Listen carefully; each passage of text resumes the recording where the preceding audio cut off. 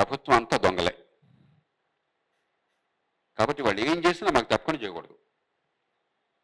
ఉదాహరణకు ఒక ప్రతిపాదన వాళ్ళు ఏం చెప్పారు, క్యాబినెట్లో ఏం మాట్లాడుకున్నది మొత్తం ఉచితంగా బయటపడాలని చెప్పాను.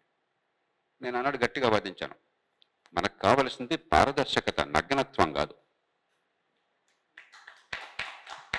క్యాబినెట్లో మంత్రులు మాట్లాడిన ప్రతి మాట యథాతథంగా బయటపెడితే ఒక్క మంత్రి నిజం మాట్లాడటం, జనాన్ని దృష్టిలో పెట్టుకుని జనాన్ని కాకాపట్టాలని దేశ ప్రయోజనాలను పక్కన పెడతాడు.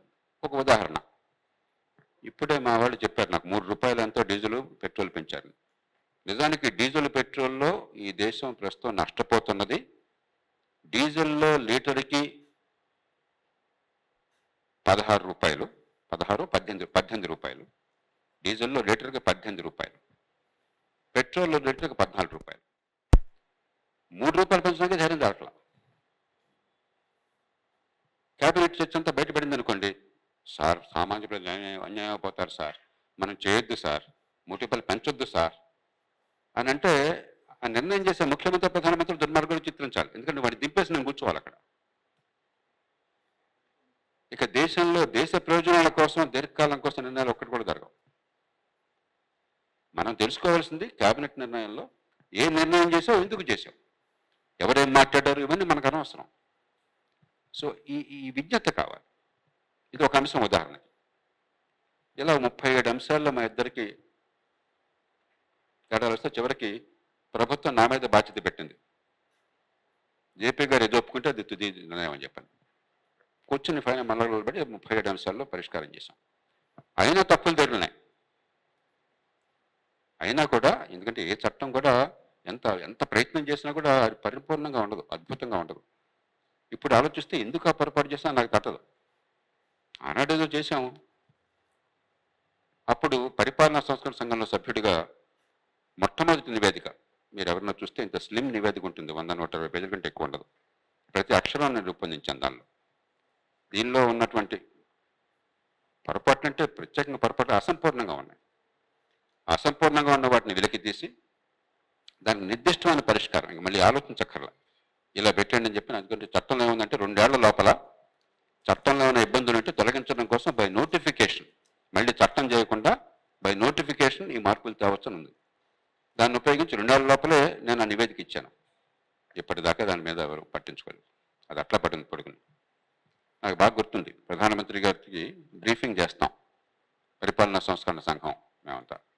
ప్రతి నివేదిక ఆయనకి ఇవ్వడం జరుగుతుంది. ఆ మొట్టమొదటి నివేదిక వచ్చినప్పుడు మా అధ్యక్షులు ఏదో కొంత మాట్లాడిన తర్వాత బ్రీఫింగ్ అంతా నేను చేశాను. నేను ఉన్నంతకాలం ఆ నివేదికలు బ్రీఫింగ్, ఎందుకంటే ప్రధానంగా రూపొందించిన వాడిని నేను, చేసేవాడిని. అంత బ్రీఫింగ్ అయిన తర్వాత ఇప్పుడు ఏం చేద్దాం అన్నాడు ఆయన ప్రధానమంత్రి గారు. అయ్యా మీరేం చేసినా కూడా ఇంకొక గ్రూప్ ఆఫ్ మినిస్టర్స్ ఏర్పాటు చేయబోకండి అన్నాను నేను. ఎందుకంటే ఆనాడు 77 గ్రూప్స్ ఆఫ్ మినిస్టర్స్ ఉన్నాయి. ప్రతి పని వాయిదా వేయడం కోసం నిర్ణయాన్ని ఒక గ్రూప్ ఆఫ్ మినిస్టర్స్ వాళ్ళు కూర్చుంటారు, మర్చిపోతారు అందరూ. అందరు నవ్వారు. మరి ఏం చేద్దాం అన్నారు. ఏమీ లేదు, మీ మంత్రి గారిని మీ కార్యదర్శిని ఒకసారి మాతో కూర్చోబెట్టండి, 1 గంట సేపు కూర్చోబెట్టండి, 2 గంటలు. వాళ్ళకి మొత్తం చదివి ఓపిక ఉండదు, అర్థం చేసుకునే ఓపిక ఉండదు. పాపం రోజు పనిలో చాలా తిరిగి హార్డ్ అవర్లో ఉంటారు. ఎందుకు ఏమైనా మార్పుల్ని మేము సూచిస్తున్నామో, ఏ సంస్థలు సూచిస్తున్నామో వారికి అర్థమయ్యేట్టు చెప్తాం. మేము సూచించే 20 ఉంటే 20 మీరు చేయక్కర్లా, ప్రభుత్వంలో ఉన్న మీరు. దానిలో ఏ 7 బాగున్నాయి, వెంటనే చేయడానికి సాధ్యమైన చేద్దాం అనుకుంటే 7 చేసేద్దాం, జాప్యం వద్దని చెప్పంటే నా ఎదురుగా ఆయన ఆ మంత్రి గారిని ఆ కార్యదర్శిని ఆదేశించారు. ఇప్పటిదాకా ఆ పని జరగల.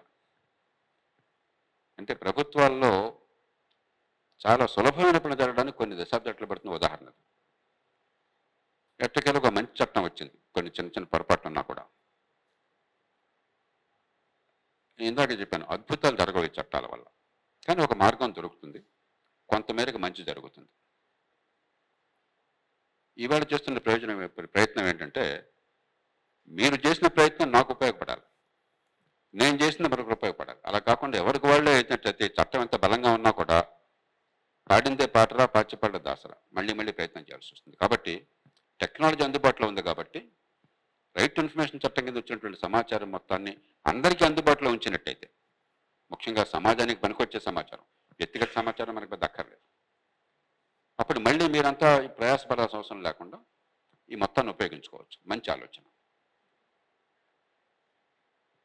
నేను మనసారా అభినందిస్తున్నాను. ఎందుకంటే ఈ క్రౌడ్ సోర్సింగ్ ఎప్పుడైతే నాలెడ్జ్ ఉన్నదో, ఒకరినొకరు పంచుకోవటం ఉంటుందో, మనకి మరింతగా పారదర్శకత పెరిగి ఎక్కడో ఒకళ్ళు ఏదో ఒక అంశం మీద గట్టిగా పట్టుబడతారు, ఇది మారాలి అని చెప్పని వాళ్ళు నిలబడతారు.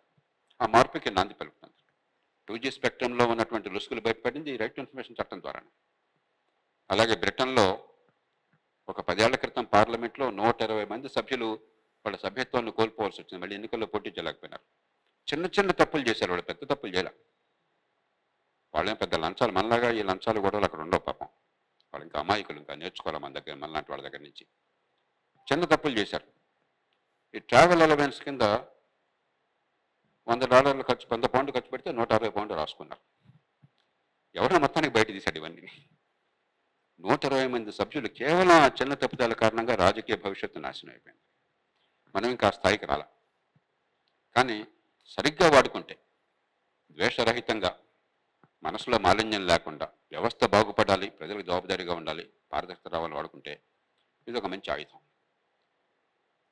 దీంతో పాటు మంచి పని ఏం చేశారంటే, కొంచెం యూత్ని మిగతా వాళ్ళని అట్రాక్ట్ చేయడం కోసం చెప్పని మరి కొన్ని తమాషా అయినటువంటి పోటీల్లాగా పెట్టి ప్రతిరోజు కొంత అవార్డులాగా, ఒక పనికొచ్చే సమాచారం అతి ఎక్కువ మంది బాగుందని చెప్పి అనుకుంటే వాళ్ళకి ఏదో అవార్డు ప్రకటించారు.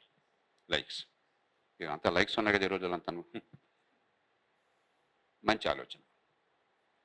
అట్లాగే ఒకటి రెండు చేస్తే బాగుంటుందని నాకు అనిపిస్తుంది. ఉదాహరణకి ఈ పాలనా సమాచార చట్టంలో మొట్టమొదటిసారిగా జాప్యం జరిగితే సమాచారం ఇవ్వడానికి ఒక పెనాల్టీ ఇమ్మని చెప్పని పెట్టాం. $250 రుజువు పెట్టినట్టున్నాం, 250 ఎంత రుజువు పెట్టాం. ఆ పెనాల్టీ ఎవరు పొందారు, ఎంత పొందారు, అది ప్రకటించి కొంచెం ఇన్స్పైర్ చేసామనుకోండి, మనం కనుక హక్కుగా కనుక సాధించే ప్రయత్నం చేస్తే ఆ పెనాల్టీ బయటపెడితే ఎక్కువ పెనాల్టీ ఉన్న వాళ్ళకి మనకు అవార్డులో ప్రకటిస్తే కొంచెం అదొకటి చేయొచ్చు. బట్ నా దృష్టిలో పాలనా సమాచారకుకి ప్రాణం మనం సమాచారాన్ని కోరితే వాళ్ళు ఇవ్వడం కాదు.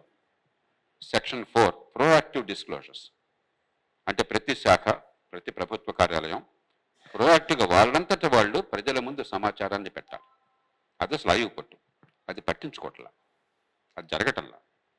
ఎందుకంటే నేను చేసిన తప్పిదాల్లో ఒకటి, సమాచార హక్కుకి ఎవరు కూడా బాధ్యులుగా చేయాల. ఒక అప్పీలేట్ అథారిటీగా కమిషన్ ఏర్పాటు చేశాను తప్ప ఈ సమాచార హక్కు చట్టాన్ని అమలు చేసే బాధ్యత ఎవరికి పెట్టాల. అది ఒక లక్షణం. దాన్ని నేను తర్వాత ఇచ్చిన నివేదికలో సవరించాను, కానీ దాన్ని చట్టబద్ధంగా అమలు చేయాలి. ఆ ప్రోయాక్టివ్ డిస్క్లోజర్స్ మీద మనం కృషి చేయాలి. ఆ ప్రోయాక్టివ్ డిస్క్లోజర్స్ వచ్చినంత మేరకు జాతీయ స్థాయి కానీ రాష్ట్రంలో కానీ దాన్ని మనం పెట్టామనుకోండి, దానికి ఒక అటాచ్ చేసే వెబ్సైటు. ఎందుకంటే మనం ఇప్పుడు వెళ్ళాలంటే ప్రతి శాఖకి వెళ్ళి వాడు ఎక్కడ పెట్టాడు చూసుకుని చాలా కష్టం. దానికి ఇక్కడే మనకి టెక్నాలజీ ఉంది కాబట్టి, ఇక్కడ ప్రావీణ్యం ఉంది కాబట్టి ఆ సెక్షన్ 4 ప్రోయాక్టివ్ డిస్క్లోజర్స్ బయట పెట్టామనుకోండి చాలా మందికి ప్రయోజనం ఉంటుంది. ఒకసారి సింగిల్ సోర్స్ కింద all important proactive disclosures you can identify. ఇట్లా రకరకాలుగా ఉంటాయి.